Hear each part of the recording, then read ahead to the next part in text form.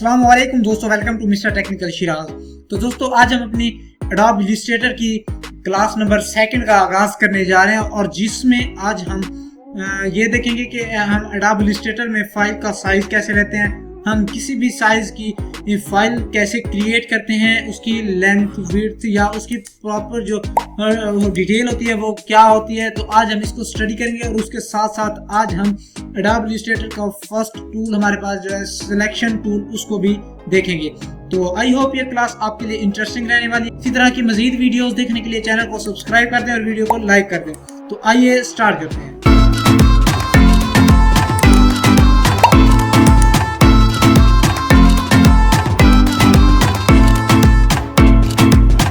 करना होता है वो करना है क्रिएट न्यू पे हम जब करेंगे तो इसमें मैं आपको बताऊंगा कि हम अपना जो फाइल साइज होता है, हम किसी भी फाइल साइज लाइक हम लोगो बना रहे हैं, हम पोस्टर डिजाइन कर रहे हैं, हम A4 पे कोई प्रिंट कर रहे हैं, हम कोई वेब या आर्ट इलस्ट्रेशन इस तरह का कोई भी काम कर रहे हैं तो उसके लिए हमें एक साइज चाहिए होता है और उसके लिए एक स्पेसिफिक साइज होता है।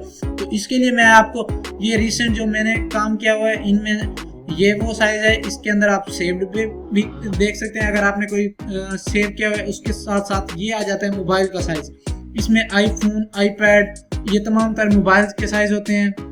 ये वेब पे काम जो किया जाता है उसका होता है, लेकिन एडोब इलस्ट्रेटर में जो सबसे ज़्यादा यूज़ होने वाला है वो है A4 यानी प्रिंटिंग में हम ज़्यादातर जो साइज़ इस्तेमाल किया जाता है या ज़्यादातर जो साइज़ जिस साइज़ पे काम किया जाता है वो होता है A4 का।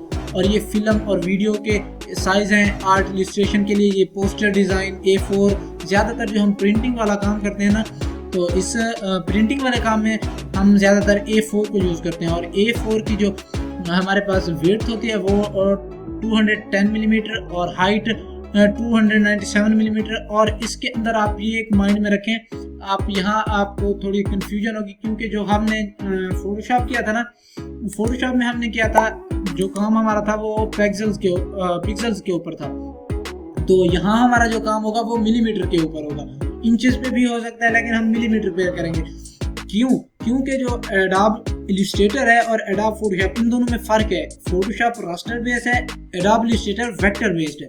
वेक्टर बेस्ड में जो इमेज होती है और वो बहुत ही हैवी, यानी अगर उसको जूम इसमें जो हमारी कैपेसिटी होती है ना ये लाइक जूम करने की, तो इसमें क्या होता है कि 6400% पे भी आप जूम करेंगे तो आपकी पिक्चर या आपका जो काम होगा वो पिक्सेलेट नहीं होगा।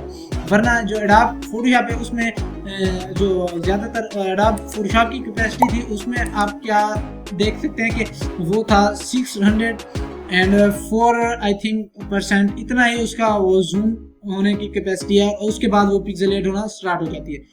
और इसमें बहुत ज़्यादा देर तक पिक्चर पिक्सेलेट नहीं होती क्योंकि इसमें बैनर डिज़ाइन, पोस्टर डिज़ाइन तमाम तर जो होता है वो एडोब इलस्ट्रेटर में हो जाता है और इसीलिए यहाँ पर पिक्सेलेट पिक्चर नहीं होती। ये वेक्टर बेस्ड सॉफ्टवेयर है, आपको ये माइंड में आपके होना चाहिए। तो इसके बाद हम इसको करेंगे क्रिएट। हम यहाँ क्रिएट क्लिक कर देंगे तो हमारे पास जो A4 का साइज़ है ये हमारे पास आ चुका है। तो आप इसको सेंटर पे रख लें और उसके बाद आज हम देखेंगे अपना ये सिलेक्शन टूल। अब सिलेक्शन टूल बेसिकली जो है ये फोटोशॉप के टूल्स की तरह इसके टूल्स हैं।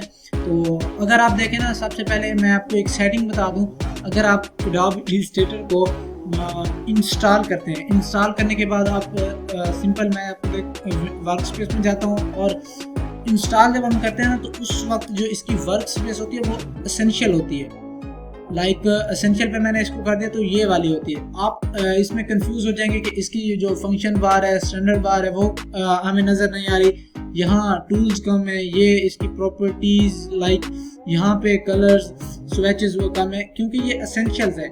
हम फोटोशॉप में एसेंशियल पे काम करते हैं और हम जब इसमें आएंगे एडोब इलस्ट्रेटर में तो हम यहाँ से वर्क स्पेस जो है एसेंशियल से एसेंशियल क्लासिक पे रख लेंगे तो आपके पास ये तमाम तर टूल्स वगैरह, ये फंक्शन बार और इस तरह से ये तमाम स्विचेस, कलर्स तमाम तर आ जाएंगे। उसके बाद हम देखते हैं मूव टूल को।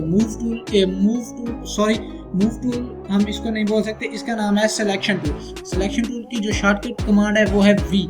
अब सिलेक्शन टूल काम क्या करता है, सबसे पहले हम यहाँ से लेंगे शेप टूल, यहाँ से एक शेप क्रिएट कर लेंगे। तो शेप क्रिएट करने के बाद ये मेरे पास एक लाइक शेप है, तो इसका कलर मैं ये तब्दील कर देता हूँ, रेड कर देता हूँ। और ये मेरे पास एक शेप है। अब मैंने सिलेक्शन टूल सेलेक्ट किया है और इस शेप पे क्लिक करूंगा तो ये देखें इसकी सिलेक्शन, ये पिक्चर सेलेक्ट हो गई है। अब सिलेक्शन टूल से हम पहला काम क्या करते हैं, पिक्चर को सिलेक्ट कर सकते हैं। और सेकंड काम क्या करते हैं, पिक्चर को रिसाइज कर सकते हैं। थर्ड काम क्या करते हैं, पिक्चर को एक जगह से दूसरी जगह पर मूव करवाते हैं। लाइक फर्स्ट हमारा जो था, इमेज को सिलेक्ट कर सकते हैं। इमेज को सिलेक्ट करने के बाद इमेज को रिसाइज कर सकते हैं। अगर आप शिफ्ट प्रेस करेंगे तो बिल्कुल एक्यूरेट ये रिसाइज होगा। अगर आप शिफ्ट प्रेस नहीं करेंगे तो लाइक आप इसको हॉरिजॉन्टली वर्टिकली जिस तरह भी करना चाहें कर सकते हैं। तो हम शिफ्ट प्रेस करेंगे तो ये एक्यूरेट रिसाइज होगा। तो पहला काम था ये। उसके बाद था इसके हम किसी जगह पर मूव करवा सकते हैं। ये देखें, इसको यहाँ से पकड़ा, हम यहाँ से मूव करवा देते हैं। यहाँ से पकड़ के जिस भी फाइल पे आपने इसको रखना हो वहाँ पर आप इजीली इसको रख सकते हैं। तो सिंपल ये है। और उसके बाद सिलेक्शन टूल से क्या है, हम इमेज को शेप्स में भी कन्वर्ट कर सकते हैं। वो कैसे, लाइक ये जो डॉट्स आपको दिख रहे हैं, अगर आप इसके ऊपर क्लिक करेंगे, क्लिक करके आप इसको अंदर की तरफ मूव करवा दें, ये देखें जितना भी आप इसको मूव करवा दें आप करवा सकते हैं। और ये आप डिज़ाइन इसी तरह के बना सकते हैं। लाइक आप पिक्चर को अगर आप यहाँ से बिल्कुल सर्कल में लाना चाहते हैं तो आप इन सब को सिलेक्ट करके, जैसे मैं इसको करता हूँ अंडू करने के बाद मैं इसको सिलेक्ट कर लूँगा, उसके बाद इसको भी सिलेक्ट कर लूँगा, इसको भी सिलेक्ट कर लूँगा और इसी तरह से इन तमाम को हम सिलेक्ट कर लेंगे। तो सिलेक्ट अगर करेंगे तमाम को, तो सिलेक्ट करने के बाद हम इन सब को रिसाइज कर सकते हैं। लाइक ये देखिए, आप इस तरह से करना चाहें इस तरह से भी कर सकते हैं। और इसको बिल्कुल सर्कल में लाना चाहते हैं सर्कल में भी ला सकते हैं, लेकिन मैं इनको इतना ही रखूँगा। और ये देखें, आप पिक्चर को अमेजिंग से लुक्स भी आप दे सकते हैं। इसमें जो ज़्यादातर काम होता है रिसाइज, एक जगह से दूसरी जगह प्लेस करना, तो ये काम जो होता है ये सिलेक्शन टूल का होता है। तो आप इसकी प्रैक्टिस करेंगे तो आपको इसकी अच्छी तरह से समझ आ जाएगी। तो आई होप आज का ट्यूटोरियल आपके लिए हेल्पफुल रहा होगा। इसी तरह की मजीद वीडियोस देखने के लिए चैनल को सब्सक्राइब कर दें और वीडियो को लाइक कर दें। तो मिलते हैं नेक्स्ट क्लास में, मुझे दीजिए इजाज़त। Thanks for watching.